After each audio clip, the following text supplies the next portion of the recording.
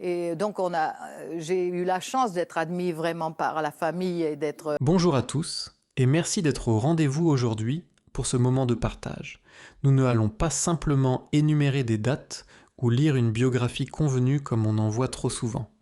Nous allons dénouer ensemble l'un des mystères psychologiques les plus captivants de notre patrimoine culturel. La trajectoire d'une femme d'exception qui a défié les lois du temps. Fermez les yeux un instant et écoutez ce souvenir sonore. Imaginez cette cascade de notes au piano, ce rythme trépidant et ce rire unique qui ont marqué toute une époque.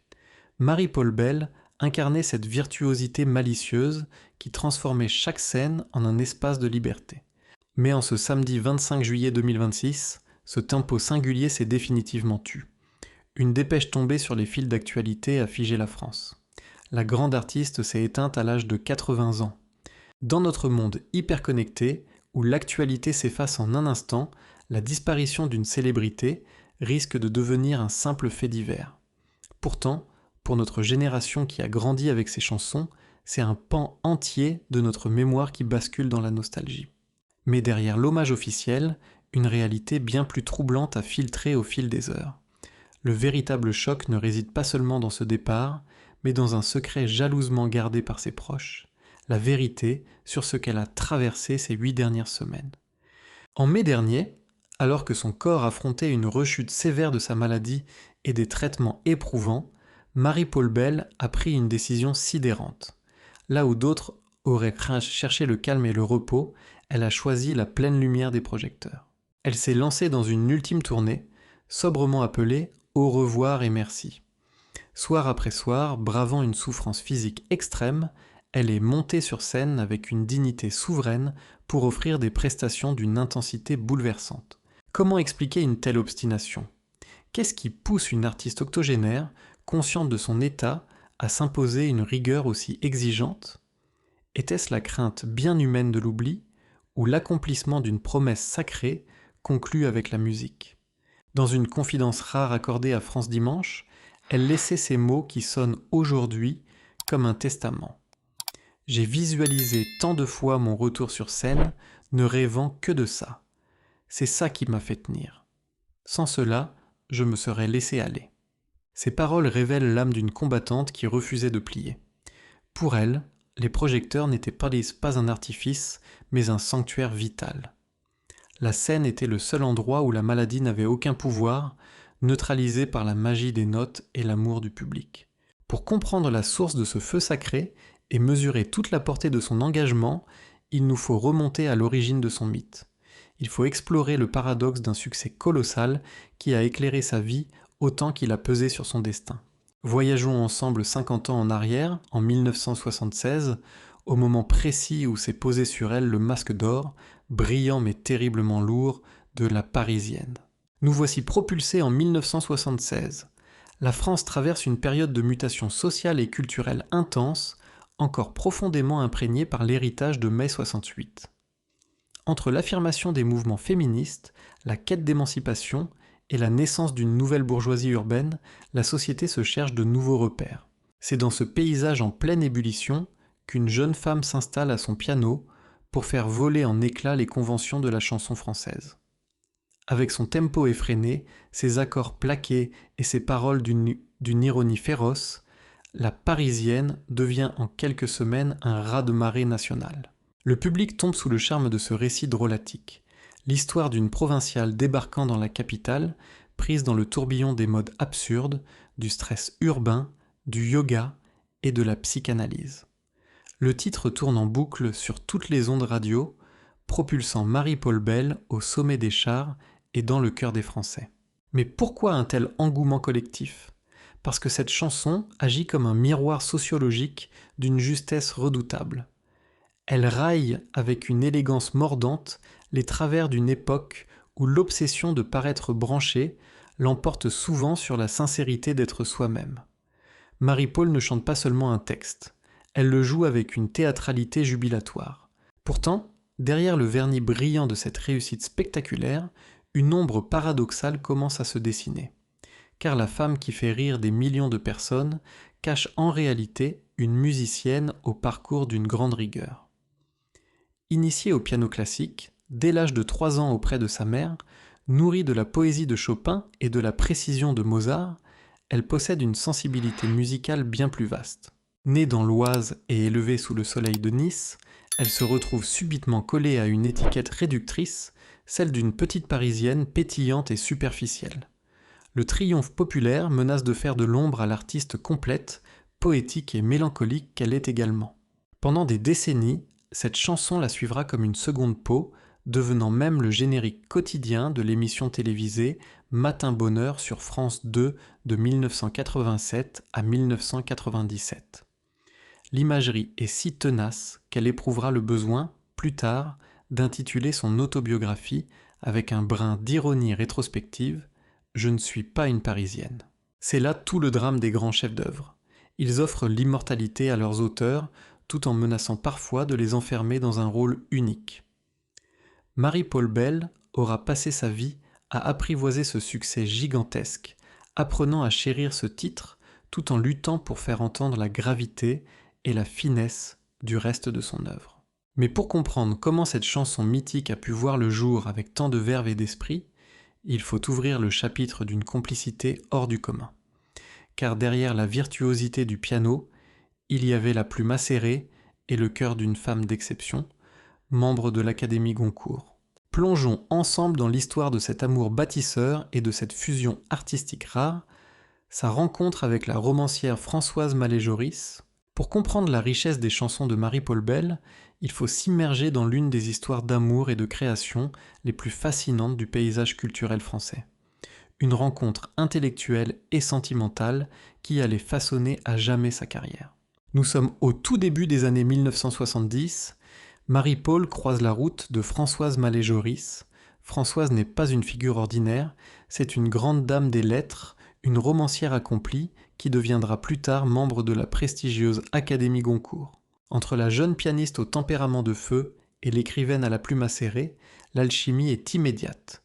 De 1970 à 1981, elles vont vivre une passion au grand jour, défiant avec une grâce naturelle les préjugés et les conventions de leur époque.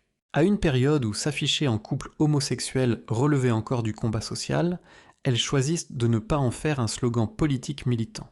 Elles préfèrent sublimer leur liberté par l'art, prouvant par l'excellence et la beauté que l'amour ne se prête à aucun diktat. Sur le plan artistique, leur complicité frôle la magie. Marie-Paule compose les mélodies au piano, tandis que Françoise cisèle des textes sur mesure, mêlant humour noir, tendresse et satire sociale. Sans cette symbiose rare, le répertoire de Marie-Paule n'aurait jamais eu cette couleur si singulière. Françoise Mallet-Joris apporte la profondeur littéraire, le sens du mot juste et la finesse psychologique. Marie-Paule y injecte son énergie scénique, son sens du rythme et cette théâtralité qui emporte tout sur son passage. Même après la fin de leur histoire d'amour au début des années 1980, le lien spirituel et artistique entre les deux femmes ne s'est jamais rompu. Françoise est restée sa plume, sa muse et son amie la plus chère, le pilier invisible de sa création. C'est pourquoi l'année 2016 a marqué une rupture douloureuse dans la vie de la chanteuse. Le décès de Françoise Mallet-Joris a laissé un vide abyssal dans son existence. Ce jour-là, Marie-Paule n'a pas seulement perdu l'amour de sa jeunesse, elle a perdu sa complice intellectuelle, celle qui savait traduire le moindre de ses silences en poésie. Face au piano, la solitude est devenue plus lourde. Les mélodies continuaient de couler sous ses doigts, mais la voix de son inspiratrice s'était tue à jamais, laissant une empreinte de mélancolie indélébile sur chaque note jouée. Marie-Paule a dû apprendre à chanter avec cette absence, transformant son deuil en une maturité artistique poignante. Chaque interprétation devenait un hommage discret à celle qui avait cru en elle dès les premiers jours. Mais alors qu'elle portait déjà le poids de cette mémoire et le chagrin des souvenirs, le destin s'apprêtait à lui imposer une nouvelle épreuve d'une violence inouïe. Une bataille intime, menée dans l'ombre, où chaque jour devenait un défi lancé à la fatalité. Découvrons maintenant comment, face à la récidive d'une maladie redoutable, cette femme au courage d'acier a mené son combat le plus héroïque. En 2024, alors qu'elle aurait pu légitimement aspirer à un repos bien mérité après plus de 5 décennies de création, le destin de Marie-Paule Bell bascule à nouveau. les médecins lui annoncent la récidive d'une maladie redoutable, le cancer du sein. Pour beaucoup, une telle nouvelle aurait sonné comme un signal de retraite immédiat et inéluctable. Mais Marie-Paule Bell n'a jamais été une femme à céder devant les diktats du sort. Là où tant d'artistes auraient choisi la discrétion et le retrait protecteur de la sphère privée, elle prend une décision d'une grande valeur humaine. Elle choisit d'en parler publiquement, sans tabou ni fausse pudeur. Dans les médias, elle s'exprime avec une franchise rafraîchissante et une dignité exemplaire. Elle ne cherche ni la pitié, ni les épanchements mélodramatiques, mais souhaite transformer son épreuve personnelle en un message d'espoir universel. Elle déclarait alors avec une conviction lumineuse : « Quand on a la chance d'être une personnalité publique, c'est bien aussi d'en parler pour dire qu'on peut s'en sortir, qu'il y a de plus en plus d'espoir. J'en suis la preuve. » À partir de cet instant, une dualité saisissante s'installe dans sa vie quotidienne. D'un côté, il y a la réalité austère des soins, les traitements lourds et la fatigue qui pèsent sur l'organisme. De l'autre, il y a l'univers étincelant de la musique et la chaleur enveloppante des projecteurs. La scène cesse d'être un simple espace de représentation pour devenir son véritable sanctuaire de guérison.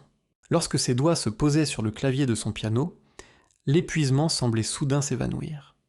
La passion d'interpréter agissait comme une médecine de l'âme, un rempart inexpugnable contre la vulnérabilité physique.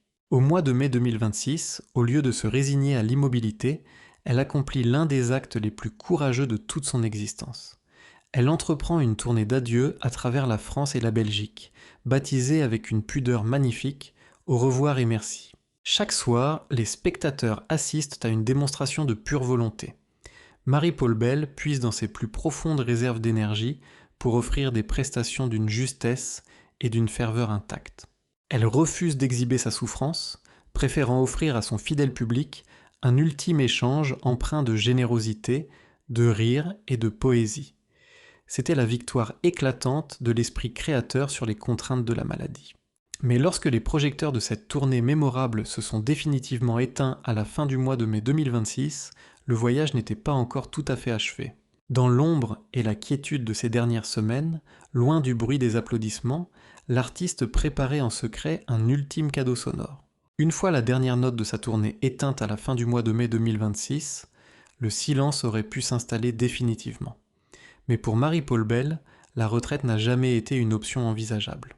Dans l'ombre feutrée d'un studio d'enregistrement de Neuilly-sur-Seine, une petite lumière est restée allumée tard dans la nuit, bravant l'inexorable décompte du temps. Car jusqu'à ces tout derniers moments, la musicienne a refusé de lâcher prise. Dès les premiers mois de l'année 2026, alors même que les traitements s'intensifiaient, elle s'était lancée dans un projet passionné, retravailler ses compositions, enregistrer de nouveaux arrangements et immortaliser sa voix une ultime fois. Après le succès de son album Un soir entre amis paru en 2023, elle ressentait l'urgence vitale d'achever une œuvre harmonieuse, fidèle à l'exigence poétique de toute une vie.